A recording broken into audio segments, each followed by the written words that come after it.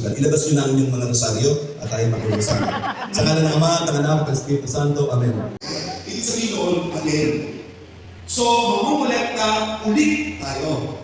Pagka ganitong spiritual recollection, at recollection o recollection na ginagawa sa loob ng simbahan o sa loob ng mga religious community, ito ay pagkukolek ng mga bagay-bagay tungkol sa ating buhay. Lalo-lalo na yung tungkol sa buhay natin at pakikisama sa kapwa-tao at pakikipagrelasyon sa Diyos. So kung kumustahin natin ang ating mga sarili, nasaan na ba tayo pagdating sa pakikipagrelasyon sa Diyos?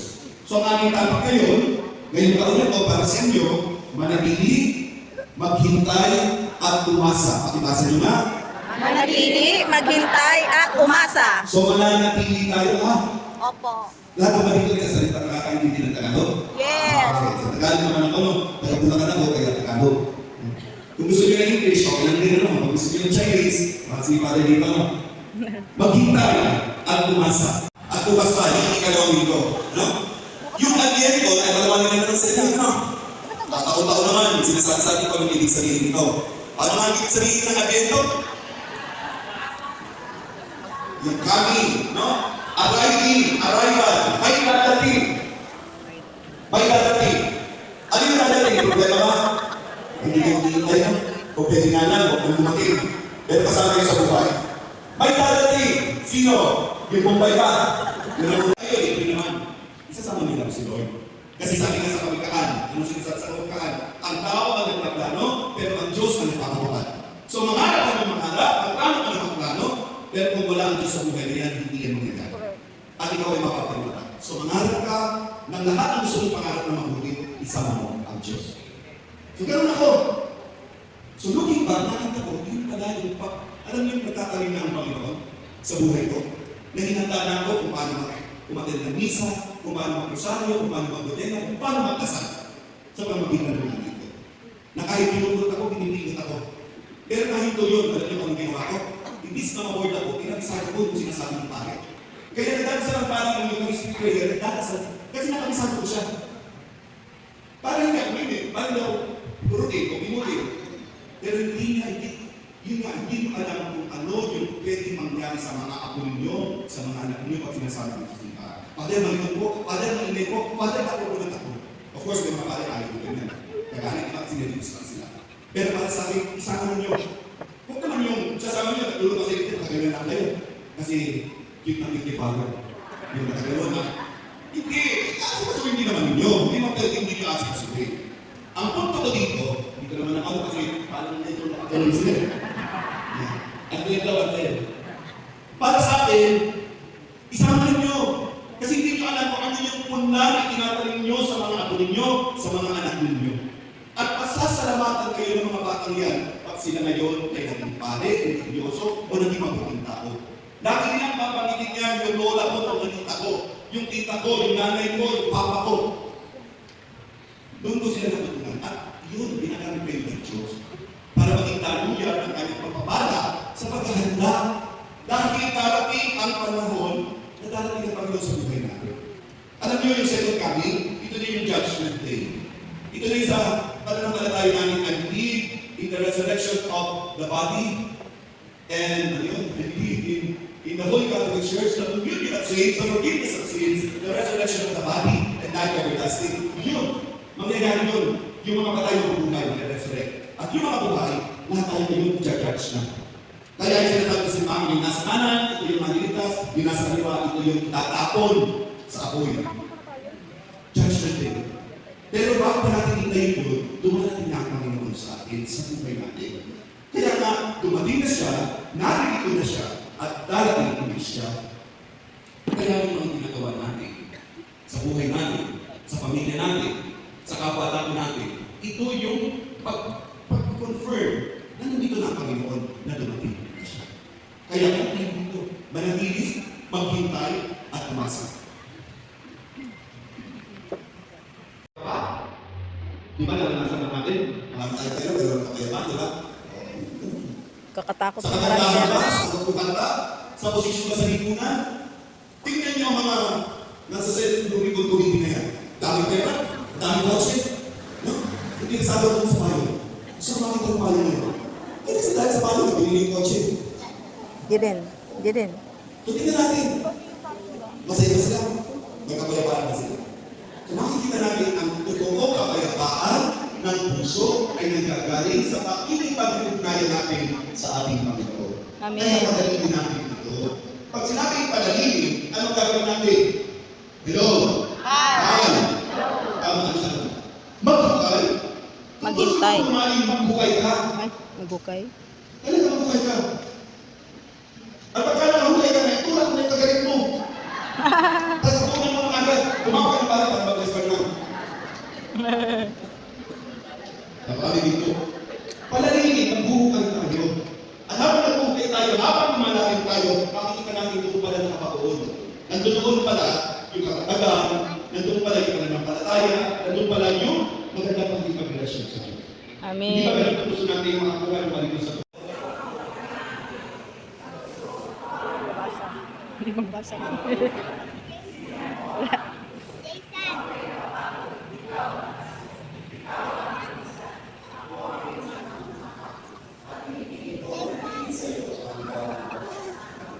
Panginoon Maria, nagtulong ng grasya para ng Diyos ay sumasayo, bukod kang pinagpala sa babae lahat at pinagpala naman ang iyong anak na si Jesus. Santa Maria, Ina ng Diyos, panalangin mo kami makasalanan, ngayon at kung kami mamamatay. Amen. Mahal na poong Jesus Nazareno, kaawaan. Kawan. Sa alam ng Ama, ang Anak, ang Espiritu Santo.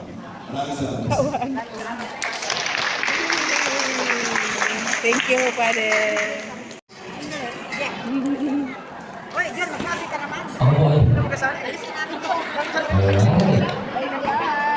Magkainan na kami.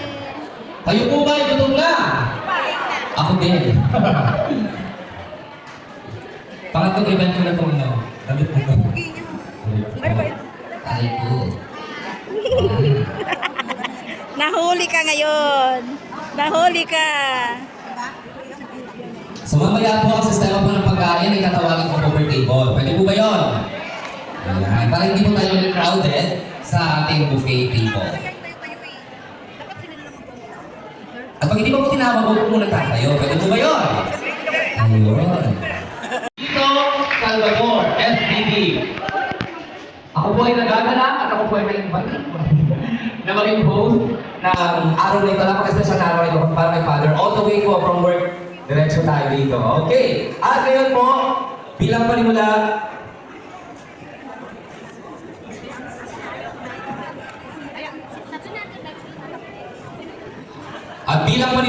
nawag na po natin sacerdotal anniversary. Walang iba kundi ang ating parish priest, Reverend Father Joselito Salvador, SPB!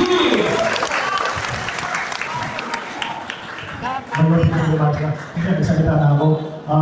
Maraming salamat at kayo ay hindi umalis. Pag umalis kayo, bahala kayo.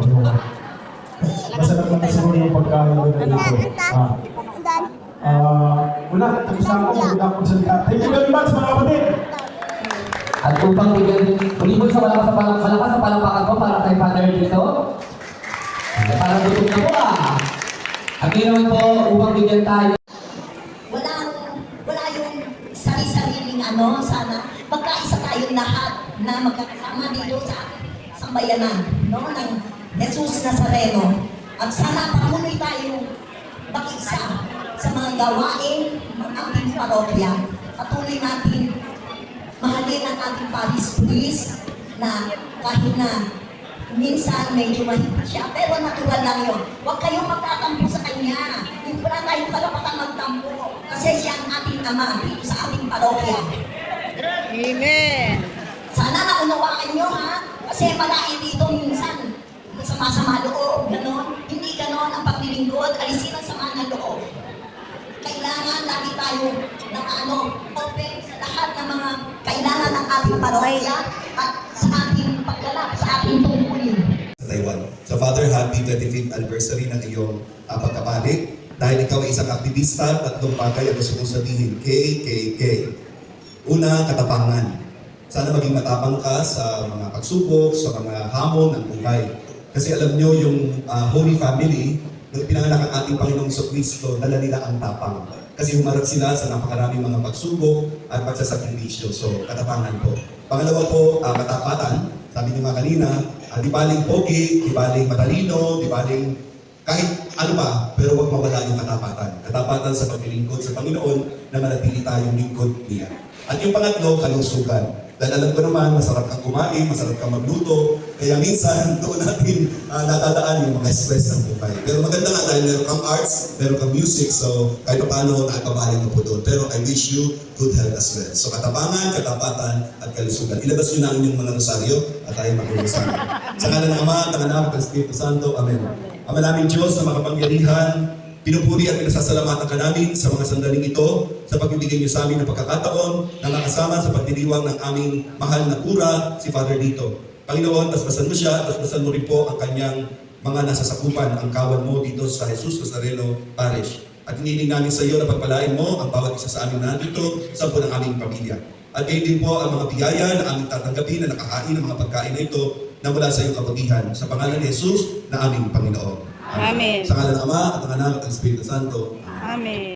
Happy anniversary to you. Happy anniversary to you. Muli po isang malakas na